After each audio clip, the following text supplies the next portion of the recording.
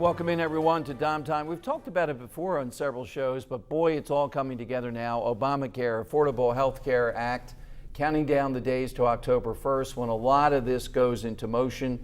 And there's a lot of advertising, a lot of money being spent to promote this plan. Elliot, I would say the reason is because it's unpopular. Why are they spending so much money, some of these campaign outfits on the Obama side, millions and millions of dollars?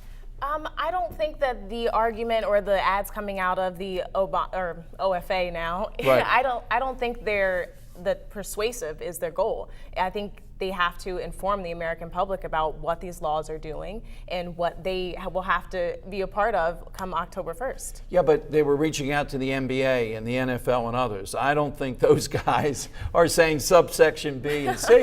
I think they're pitching and saying, hey, this is a good thing. Finally, you're going to be covered. That's what the argument is. Exactly, and for many young people, if they see an NBA player talking about the individual right. mandate, that's something they'll pay attention to. That's something they'll know that they have the opportunity to be a part of. So, Joe, the resistance again aside, let's take your business hat off. Do you have any resistance to this, or do you think it's a good thing, other than how you be burdened as an employer?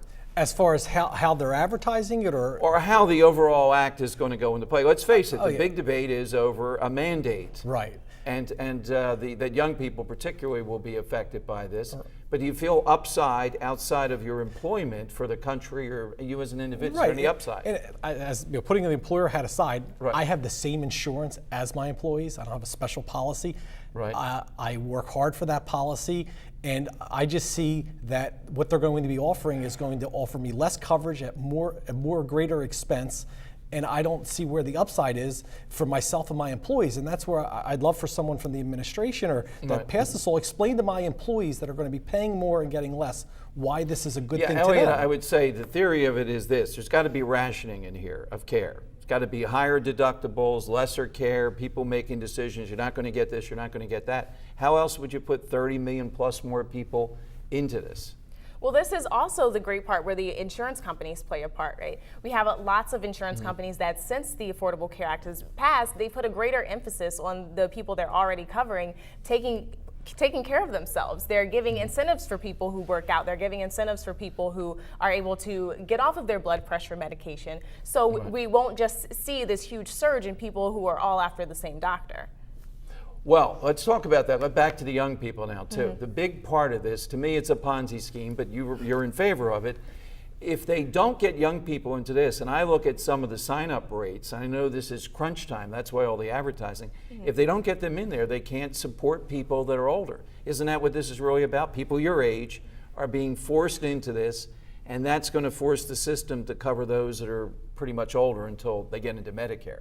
Well, polling has actually shown that young people like myself who don't have health care, maybe because their parents didn't have right. it or because they haven't bought into it, they do want health care. So you're right that a part of this will have to be that young people will also have to buy into these exchanges in order for us to balance out the seniors who will probably naturally cost more.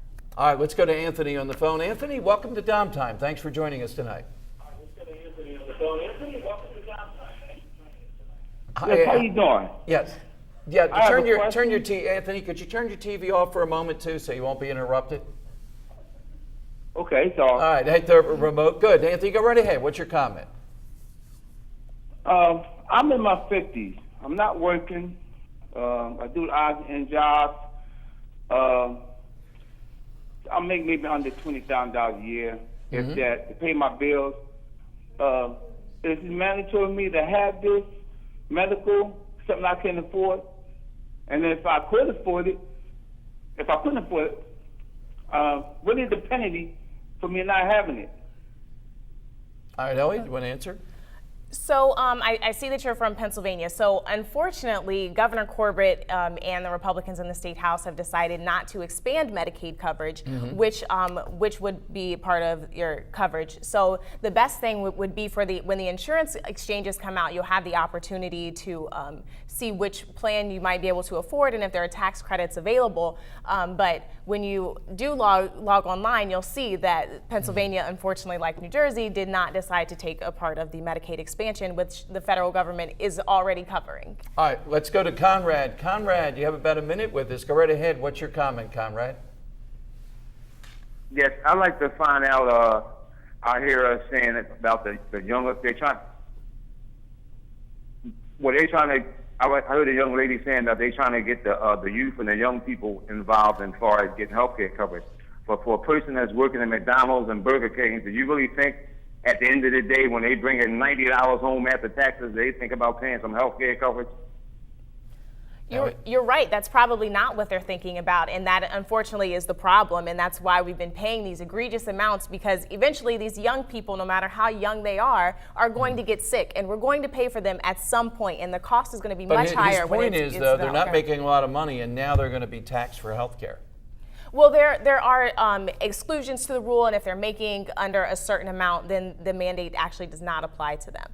Okay, Joe, final word for you, about 30 seconds. And once again, I think that's an example of where this plan picks winners and losers, and it hurts those that are trying, from a business owner's point of view, those that are trying to grow their business for the benefit of themselves and their employees, and it's going to make economic growth in this country very difficult for years to come. All right, we're counting down again. We're synchronizing our watches. Maybe we'll have you back, Elliot, particularly on the day that this comes down. No, a couple days after it. Okay. And we'll see what people are saying at that point. Yeah. Joe, thanks for joining us. Elliot, thanks for joining us again. Coming up on DomTime, I want to tell you what we did on the radio today to rescue a true American hero. That's straight ahead on DomTime. Are you a fan of Band of Brothers? Maybe you've seen it on HBO, maybe you've seen it in some other form. Well, one of the major characters in Band of Brothers lives right here, the real guy who parachuted into Normandy, Wild Bill Guinear. He's about 90 years of age now. I had his nephew call my radio show today because if you could imagine, the city of Philadelphia came in and took away his handicapped parking space. He has one leg, he lost it, protecting us. He is a great representative of the greatest generation, the World War II veterans. And when told this is Bill Guinear, the guy from Band of Brothers, the city of Philadelphia said, go scratch. We're working on it. We're going to get his parking spot back. I'll let you know about it in a future show. And we're going to get a plaque to commemorate one of the true heroes, one of the biggest heroes right here still in South Philly. Hey, join me tomorrow night at 7 p.m. for another edition of DomTime.